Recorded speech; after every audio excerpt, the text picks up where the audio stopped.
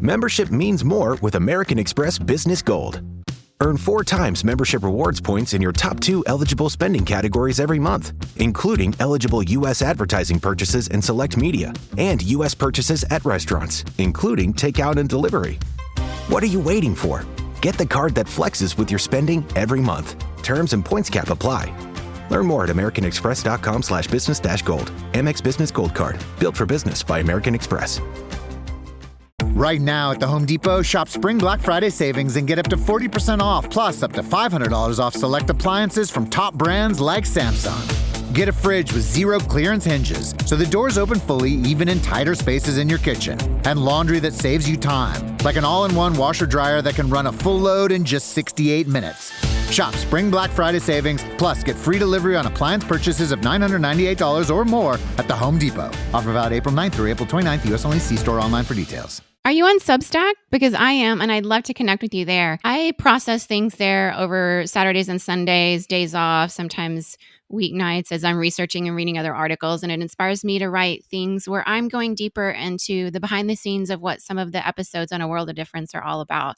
I'd love to connect with you there. So if you are on Substack, find me. You can go to loriadamsbrown.substack.com as a free, or I would prefer a paid subscriber, because then you get access to more of the in-depth things that are exclusively for my paid subscribers. I keep my prices as low as they can be on Substack, as low as they allow.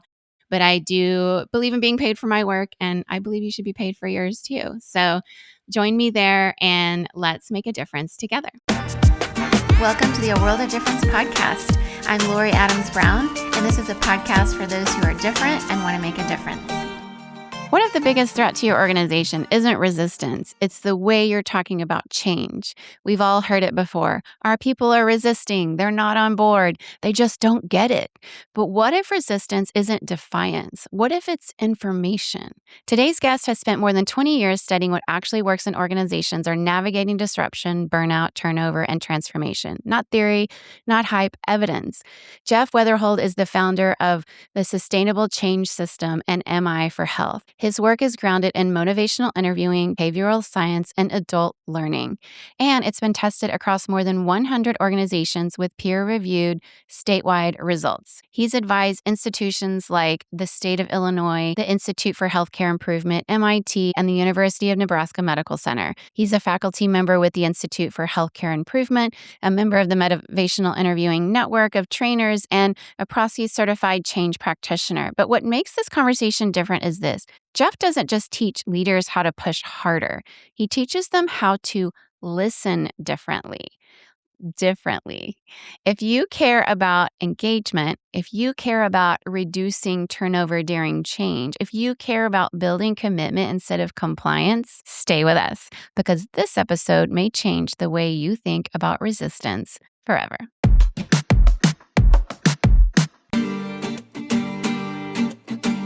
Jeff Wetherhold, welcome from Maine to the World of Difference podcast today.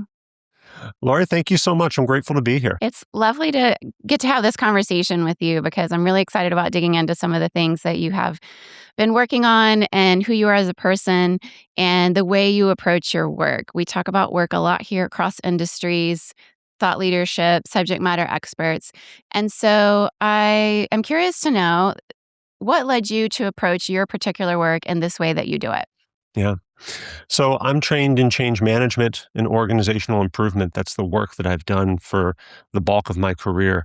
My education is actually in behavioral science and adult learning, so I bring those perspectives as well. And I've done this work for a number of years, but I hit a point where I went out and started working on my own several years ago, where I encountered new challenges and feedback that I hadn't gotten before from clients. And it was deceptively simple feedback. People started asking me questions like, well, we've done everything that you told us to do. We've rolled everything out, and they aren't doing what we've asked them to do. What do we say? How do we talk to them? And I didn't have good enough answers for them. And I felt like those questions were worthy of good answers. So I went out on a hunt for other perspectives and other disciplines that could inform the work that I do with organizations and that could help people have more evidence-driven conversations about change, particularly with those who may feel differently about change than they do. And that has become a core part of my work. As it's evolved, I have learned that this actually meets a widely held problem that we don't meet often enough, which is that communication is the most frequent obstacle that we encounter to organizational change. And the solution to that is to offer people communication skills and support that they often have not received. Yes. I could not resonate with that more. This is part of the reason we have this podcast is learning to listen to one another is Mm. I would say it's a lost art, but it's also a lost science. There is some science around it, and that's, something I really spent a good deal of time training on in a Fortune 100 AI hardware and data center infrastructure company here based in Silicon Valley that's a global company. It's not just the cultural communication, the cross-cultural communication piece, but I identified early on in my first 30 days by just doing a listening tour and digging into the data from the Glint surveys. Communication was the biggest priority and the biggest obstacle to billion-dollar deals, to all types of things, right? Managers' satisfaction and competence. And so I created these key leadership programs, signed a contract with the Center for Creative Leadership, and then brought in some of their renowned research on listening. And the foundational course that I put in there across all languages that we translated was, this listen to understand. And to this day, I just don't think you can get away from that as the foundation. So I'm really glad to hear that's your that's your conclusion. Yeah. But when you're talking about change management, which is really important these days with AI transformation, where there's so much change management in business in particular with the geopolitical shifts and the tariffs and the AI and everything. And so I want to know from your perspective and what you've learned, we have a lot of models out there for change management, like the ADKAR model. There's several we could discuss, but what would you say is wrong with some of these traditional approaches to leading change in organizations, and what do people say they actually need? Oh, what I would say is wrong is that our organizational change efforts aren't as successful as we need them to be. We know based on evidence that 88% of organizational changes produce no lasting results. And that was consistent across 10 years of international surveys and results published in 2024. We know that we're falling far short of where we need to be when it comes to organizational change. We also know a lot about why. So there's great survey data out there. This is actually from ProSci, who developed the ADKAR model that you mentioned earlier, about what people say they need when we ask them what would make organizational change more successful. And they've asked that separately of supervisors and of managers. And the responses that you get back are really telling. The most common one by far is people don't understand why it's happening to begin with. And they go on to talk about support, engagement, fear, connection. They don't ask for the traditional tools of change management that we often think of. They don't ask for frameworks or models or outcomes. They don't say that leaders have used these things poorly. They ask for help communicating change. They ask for help engaging and supporting others. And they ask for help receiving the engagement and support that they need. And I don't feel like we show up and honor that with enough evidence-driven skills for how to provide those things. It's one thing to say communication matters. Communicate more clearly, let's say. I don't know many leaders who show up to be unclear. Just telling someone, be clearer, put more focus on communication is seldom helpful in my experience. I'm trained in adult learning, and I know that adults respond to skills. Give me something I can use and come back to you and tell you it worked or it didn't work, and here's why. And so that's really what I try to focus on and bring leaders and managers. What are the skills that I can use in everyday conversation to make this work? Because nobody tells me their job's changing less than it used to. That doesn't really come up. Organizational change, sometimes we think of it as like an event that we go through phases of change. It's a really dated notion. Change is part of day-to-day work. If you're not leading change, I'm not sure what you're leading. So for me, this is a core competency that leaders and managers need on a day-to-day basis to work well with one another. I love that framing. It really resonates from what I've seen globally and even here recently in Silicon Valley as well. AI, for example, being not just a technological change, but really requiring human behavior, behavioral science, research-based information that we've had in our hands for quite a while as to how humans work, and the internal comms experts out there who will remind us that as you're communicating change, having a why in there really matters to people. Mhm. You get a lot of buy-in, even if people definitely wholeheartedly disagree with the decision. Mhm. Giving a why just really helps in terms of the adoption or getting on board, but so often that's left out as well.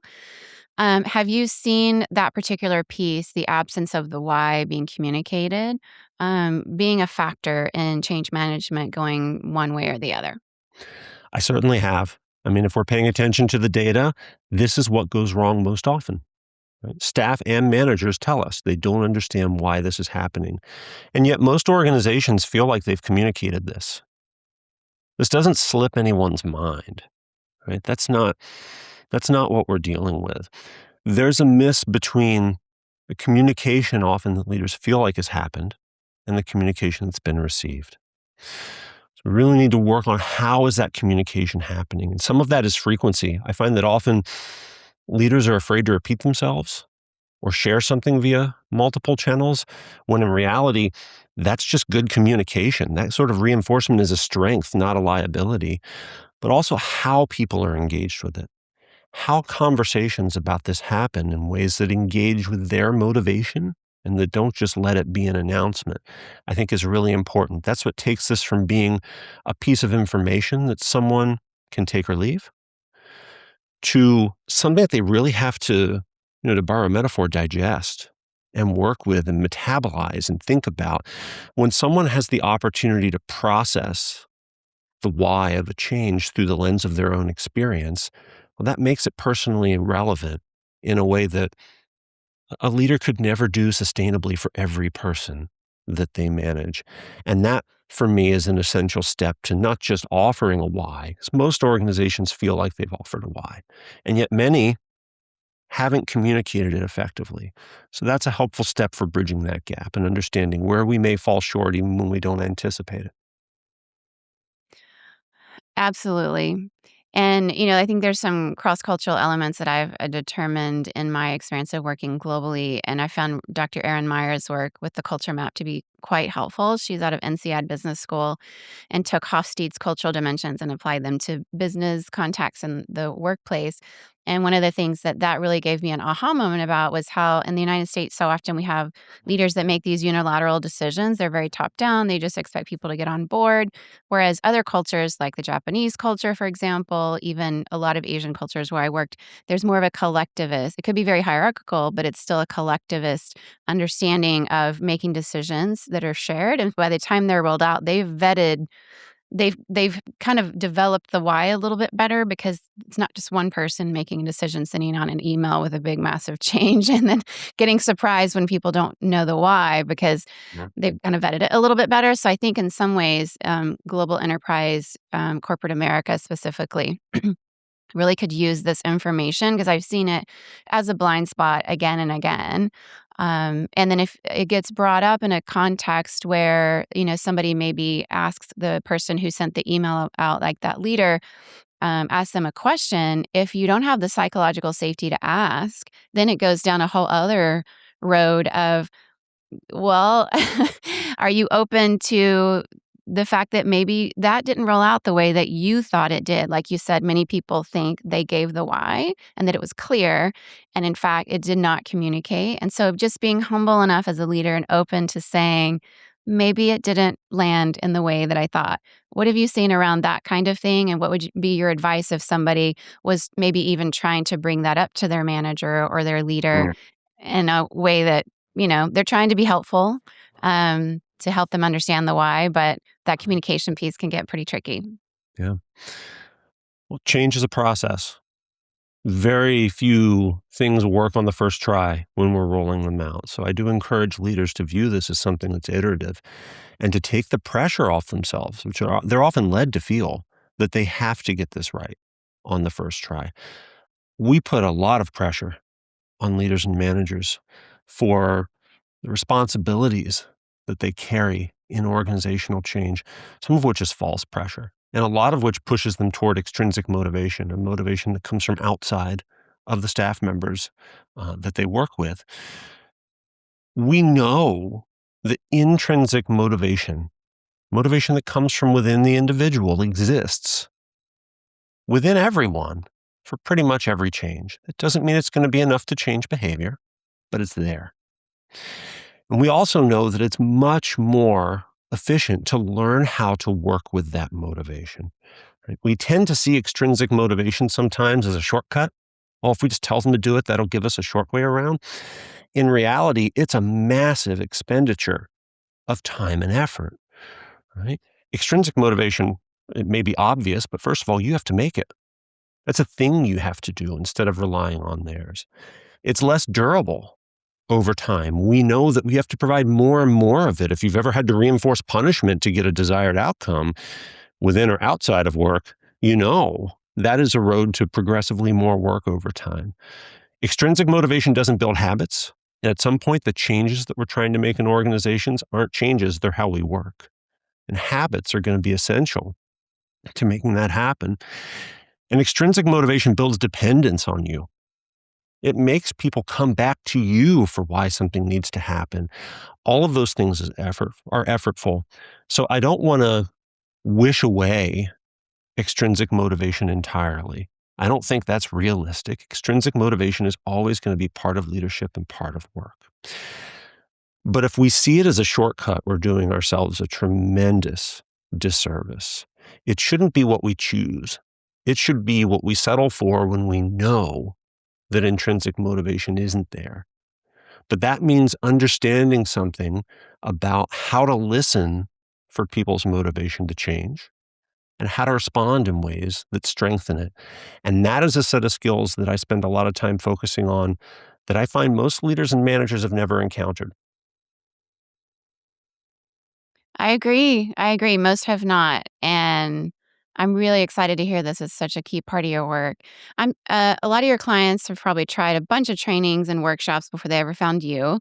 And so what would you say is the difference? We love difference here. What would you say is the difference between what you do and what they've tried before? Yeah. Well, I would cite two things. First and foremost, when we talk about organizational change, we tend to lean very hard on technical tools, frameworks, models. These things are helpful. I don't want to dismiss them. I just want to ask listeners to put them to the side for a moment and consider what they don't do. They don't help you engage with the people that you're struggling to engage. A plan, no matter how good it is only going to reach the people you're already reaching.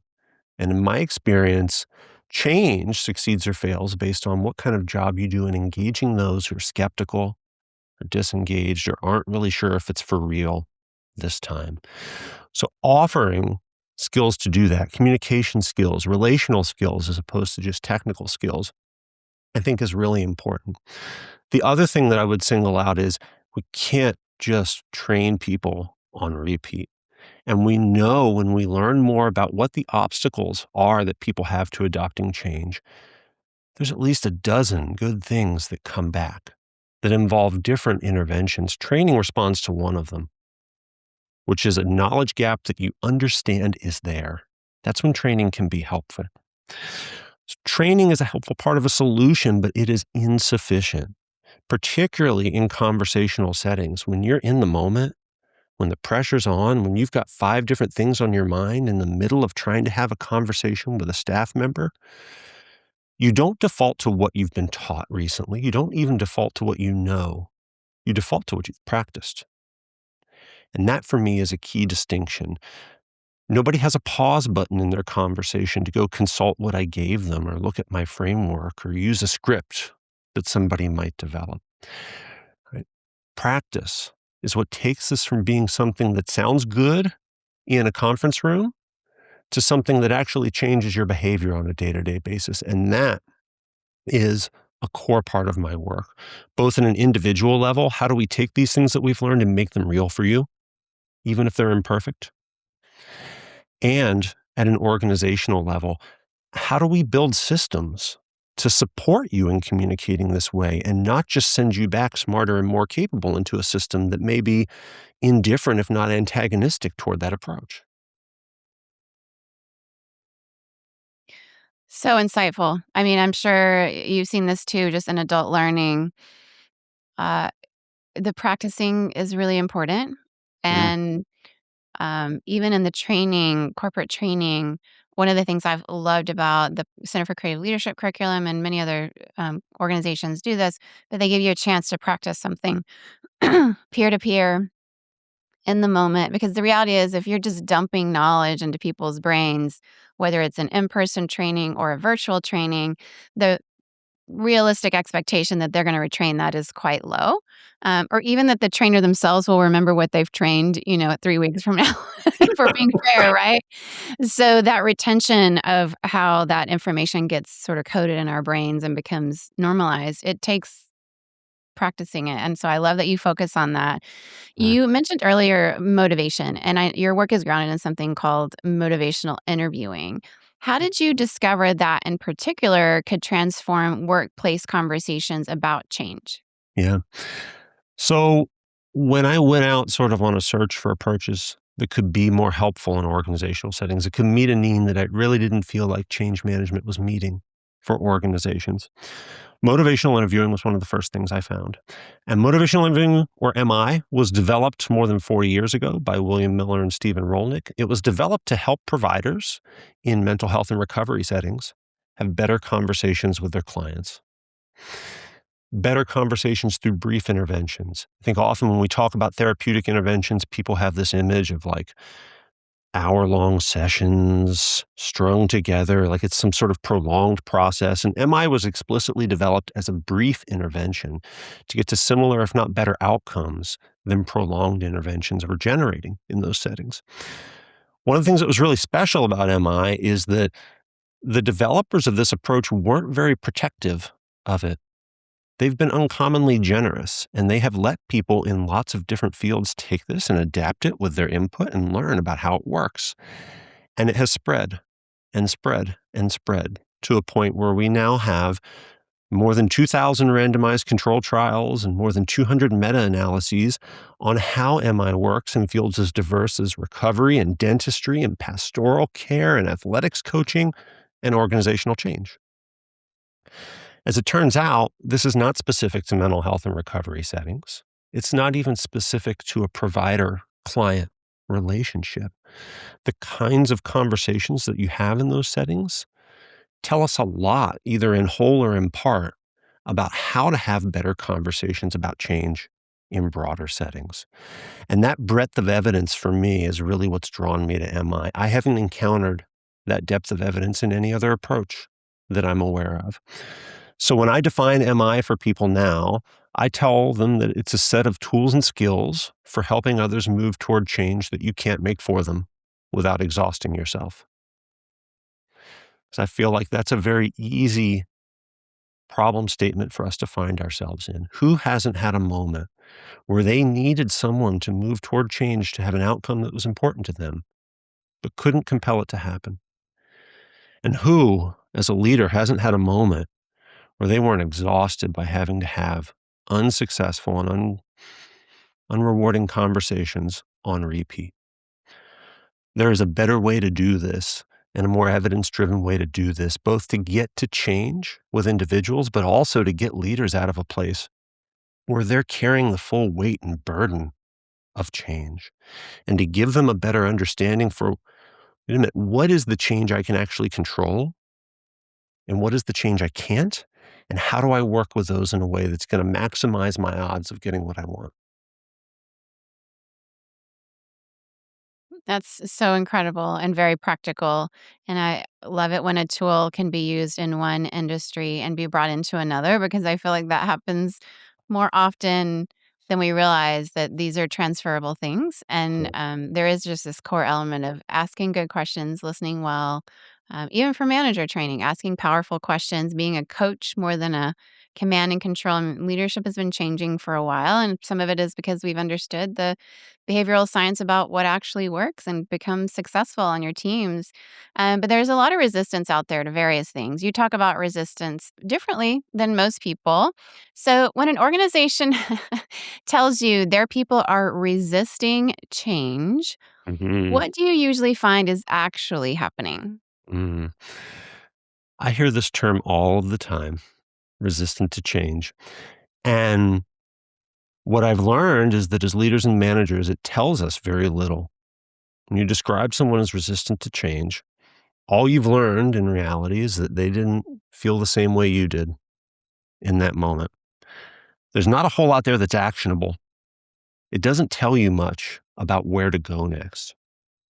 It's also a really loaded and judgmental term. As somebody who's spent a lot of time working with clients in mental health and recovery settings, I've been fortunate to have people make me more aware of the value of person first language.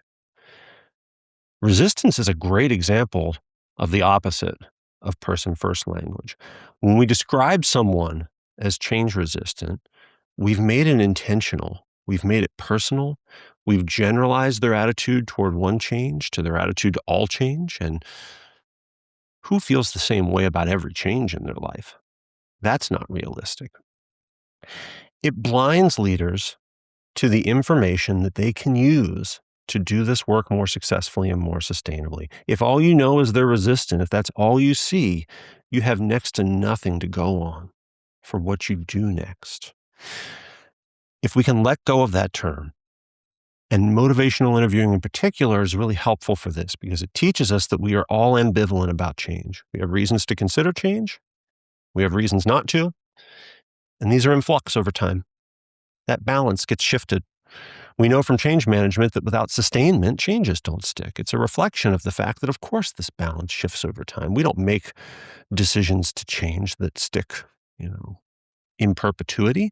It's not the way it works. But it also helps us understand there are a lot of ways to adjust that balance. So if we start to see moving people toward change as an adjustment of that balance, we let go of that term resistance, we can hear that there's a lot that lives under it. They may not know why it's happening. They may feel like their role is threatened. They may be losing peer relationships that are important to them. Their boss may have told them that the change is ridiculous and just to tune it out, it'll pass. I've had that happen to me multiple times as a change management consultant. You'll just be here for a couple months. They told me when you go away, this will pass. They could not know how to do it. They could know how to do it, but not be confident how to apply that in the course of day-to-day work. Who hasn't sat in a training and thought, this sounds great, and gone back to their work and just froze? Because it's hard to translate that learning to daily work. It could not be supported in becoming a habit over time. I could keep going. There's so many different reasons for not accepting change that hide underneath of this blanket term resistance. They each invite a different intervention. And those interventions are often more humane and affordable than the things that organizations are doing to try to encourage change adoption. If all you're doing is training everyone or retraining everyone or communicating and recommunicating across those, you're actually not meeting needs in a very targeted way. But when you have that insight, then you can start to provide what people are asking for, even if they don't know what the words are, for how to ask for it or how to articulate that. You can start to be much more intentional about what you give, and you start to get much more powerful results than you've been getting. Well, yeah, I can imagine that you have probably heard quite a bit. This change won't last. That's something I've heard quite quite a bit in my career as well. And then there's champions for change, and I think that in my experience, some people assume you create a champion for change by command and control, but that's Mhm. not how that works. Cultivating trust, listening well, showing up in small moments that really cultivates the trust, and then when people buy into that, then they become the champions. It's an inauthentic champion if they've been told to be the champion. Have you seen that in your experience? I have. Yeah, I've seen people voluntold into champion roles. Um, Even when people have volunteered for them, though, I often see people put in these roles and given these expectations, but not given skills, not taught different skills for how to engage, and not given systems to support those skills. And both of those things are essential. You're not just a champion when you call yourself one, or worse, someone else calls you one and you feel like you don't have any way to push back on that. It requires understanding, how do I hear things differently? Nobody wants to listen poorly. This also does not come up in my conversations with leaders, right? Nobody says, I'm okay with listening poorly. Telling someone to listen better isn't that helpful. How? Help me understand what to listen for. Help me practice until it becomes second nature. Oh, I can hear this motivation in this statement and that. And here's how I respond to those in ways that are going to be productive. Right? That's going to be much more helpful. What are the skills for responding to strength and motivation? For acknowledging the objections that people have to change without strengthening those, since we know that both are important. And then how in the world do we as an organization support that and not just take smart, capable, and willing people with new skills and frustrate them by putting them back to work in systems that were never designed to encourage or support the kinds of things that we want to see. So champions are great. And I want to give credit to leaders who call those roles out, because there's an acknowledgement in that it can't all be on them. I've been in organizations where the head of the organization felt like, I have to do all of this. There's no way that's sustainable. So there's a good intention there. They recognize it can't all be on them. But how to prepare those individuals to go out and do something differently than they've done before. Make it something that benefits from intention. We don't get good at this by accident, but we can get good at this with intention and practice. Love that. Yes. And I wholeheartedly agree. I think too often, I mean, people bring the skills they have for how they were raised, the teachers they had, the environment they grew up in, how they learned to communicate or not communicate. All of that comes into the workplace because we're human beings, as technological as we are. At the end of the day, we're still humans communicating with humans. And some people come in with skills where I, along with you, have never met somebody who maybe even thought they were a bad listener. I think most people think they're pretty decent at listening, and yet there is skill about learning to listen for, facts, feelings, and values. Most people have a preferred one, and then you suddenly realize you've only been hearing a third of what people are saying. And when you bring in body language, where 55% of our communication is body language and only 7% is what, suddenly you realize, oh, there's tools that we can practice and learn. And I think some people have, put this in the category of soft skills for a long time. I don't love that. I feel like we really more and more need this as a durable skill, especially with the way technology is changing, and especially in times of change management, to your point. So, I've seen again and again where somebody will express their perspective, maybe a fear of a change, a Mm-hmm. legitimate, and maybe it's around AI. There are legitimate reasons to be, even the people, there's probably just a handful of people that create this AI here in Silicon Valley that is changing the whole world and how we work. There are very few of these people. Even they have fears about what is Sure. being created. I mean, there's a lot to be hopeful about. So Mhm. to have somebody in the workplace express a fear that the guardrail doesn't exist, where's my data going to go? Am I going to lose my cognitive abilities if I outsource? Am I going to lose my job? These are legitimate fears that even the people creating it have. So if a manager comes across and minimizes that, it backfires. Yeah. Just like it would if you're parenting a teenager and you don't listen to the thing they're actually afraid of. Some of this is transferable in our lives and into the workplace. So, in particular, how have you helped organizations when you've seen that kind of downplaying or minimizing of legitimate expressions of, what they would label as resistance, but it's just Mhm. expressing human emotion? Yeah. So in the context of motivational interviewing, we talk about this, excuse me, as change talk and sustain talk. And change talk is anyone's language in their own words in the direction of change. And sustained talk is their language against change or an argument for the status quo, right? This is not rocket science. And we train people to listen for these and notice that both come up in every conversation that you have. Often they'll come up in the same sentence. I should make this a priority, but I don't see that happening right now. Well, we just heard great examples of both. We know from the evidence we have of motivational interviewing conversations that the way you handle this has a powerful impact on someone's willingness to change. So when we reflect back, change talk, when we amplify someone's own reasons to change, we make it 11 times more likely that they're going to share more. When we reflect back sustained talk, when we reflect back their reasons not to change, we make it 19 times more likely that they're going to share more. So the first thing to take away from that is both 11 and 19 are a lot, right? Like both of these have a powerful, what we reflect back, what we amplify has a profound impact on what people offer. And we have this expression in MI that we learn what we think as we hear ourselves speak. But we haven't all made up our minds about change.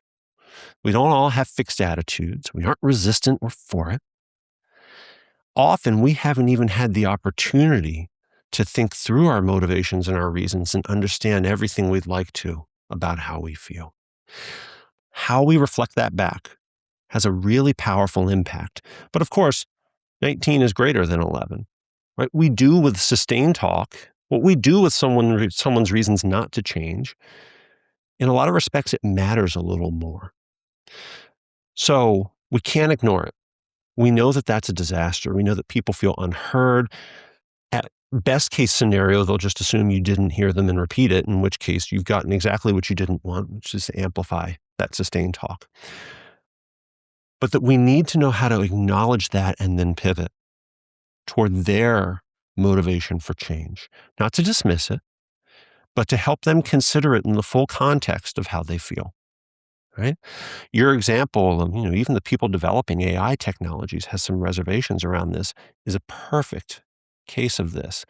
Even when someone is truly convinced that they are doing something good for the world, they're going to have reasons to be hesitant. Does that mean everybody's going to be able to have those amplified to a point where they change their decision? No. But enough will, if you understand how to hear it and how to work with it. So that, for me, is really important. How do we hear the difference between change and sustained talk? The difference between motivation and demotivation is another way to put it. And then how do we appreciate how important what we offer is? What a profound impact it has on what they're going to say next, on what they're going to process this change as, and how we can use that to our benefit and not to our detriment. Well said. I'm thinking about maybe if you have a story or a specific moment you could tell us about where you saw a manager shift from, I cannot do this, to, oh, that actually worked. Do you have something like that? Yeah, I really enjoy these. They can be hard won. I have several that I could talk through. I got a message from a manager who I've been working with for a couple of years recently that said something to the effect of, I just want you to know you're changing my life one conversation at a time. And that to me is one of the most meaningful things, that I've received. And I do find that when people understand how to do this, they go out and they find other ways to use it within work, beyond work. I don't expressly teach this for people to use outside of work, but I don't discourage it, because if you're using it well and responsibly, I hope you can go out and have better conversations with people who feel differently from you, wherever that may be. I talked to a manager recently who was really reluctant to take on supervisory responsibility for a staff member that had been merged into their department as part of an organizational integration. And through coaching and through practice, got to a place where they were comfortable having a different kind of conversation with this person. And I have this great memory of them coming back to me and saying, I had no idea how much I was judging them. And this is someone who is trained in empathetic communication from multiple lenses, someone who I can learn from when it comes to a lot of methods of empathetic communication. I had no idea how much I was judging them. They drew parallels from issues that this person was facing to issues they were. We're dealing with so many of the same things. These are the kinds of realizations that happen when we start to put this work into practice. But if I could offer one other example, because I heard this recently and it's kind of too funny not to share. I had someone who I was coaching who shared with me. They said, "You know when I knew this worked for me?" No, but I would love to hear that. So, well, it was over the holidays, I was with family, and I have this cousin, and we disagree on a lot of things, and they went into detail on what the nature of those disagreements were, which if conversations with family at the holidays, you can project whatever you'd like onto that. Said, it was turning into a tough conversation, and we'd had a couple of drinks, and I noticed that I was doing it. I was reflecting back in the way you taught me. I was hearing things in the way you taught me, and I thought, if I can do this after a couple of drinks, it must be second nature. I must have really learned something. I don't know if that's the most traditional or safe for work example, but for me, it was a really powerful one because, that person was finding a way to connect this to personal experience and was giving me, out of left field maybe, a really vivid example of what it looks like to not have to think about this and to have learned it to a place where you get comfortable enough to just do this in practice and see the results. Incredible. It is something that absolutely is welcome at every Thanksgiving table in a polarized political environment, and it's certainly something a parent of a toddler who's throwing a tantrum or doesn't wanna get in their car seat or, a teenager who's resistant to the curfew you've put in place or, so much of this, peace negotiations in the Middle East, all of these things, when you're negotiating with different parties who have very opposite points of view, these are certainly transferable skills that work in and outside of work and across industries. I think what you do is incredible and so, so needed.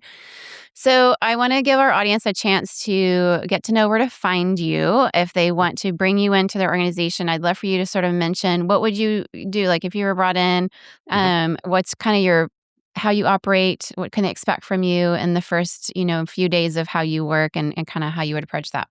Yeah. So you can find me on LinkedIn at Jeff Wetherhold or at jeffwetherhold.com. Um, in terms of working with organizations, I sort of come at that from two different angles. One is in a traditional training and coaching capacity, where I'll work with individuals or cohorts of leaders on how to develop and build these skills. And that's essential. But the longer I've done this work, and I've mentioned this a couple times in this conversation, the more I've appreciated that training people and returning them to environments that aren't supportive, it's not ideal. And I can't fully control the environments that they return to, but I can try. So a growing part of what I do is work with organizations to install systems for how we can make this kind of communication a reliable part of what we do. So I do that under the umbrella of the Sustainable Change System. I do the individual work under the umbrella of MI for Health, and you can find information on both of those at jeffwetherhold.com. I would love to have conversations about what kind of training you've already received and how I can provide skills that you haven't heard that can be additive and that can be helpful. Whenever I go into an environment with leaders, I'm not teaching you about communication for the first time. There is always a wealth of knowledge to build on. I want to make sure I understand what you've got so that we can be really clear on what you need. If we're thinking about this as a system level, that's a much different conversation. I want to get clear on what metrics look like, what the pathway to building this capability looks like, and set the expectation that if we're building a system, that means in the long term, you own it. You're not going to have to be dependent on me in perpetuity. So what is that going to look like? And how can we have confidence that we're on a path to you doing this work without me at some point in the not too distant future? Love that. I'm sure it's hugely valuable for so many types of industries, and I'm really grateful for the work that you do. Thanks for being on here with us.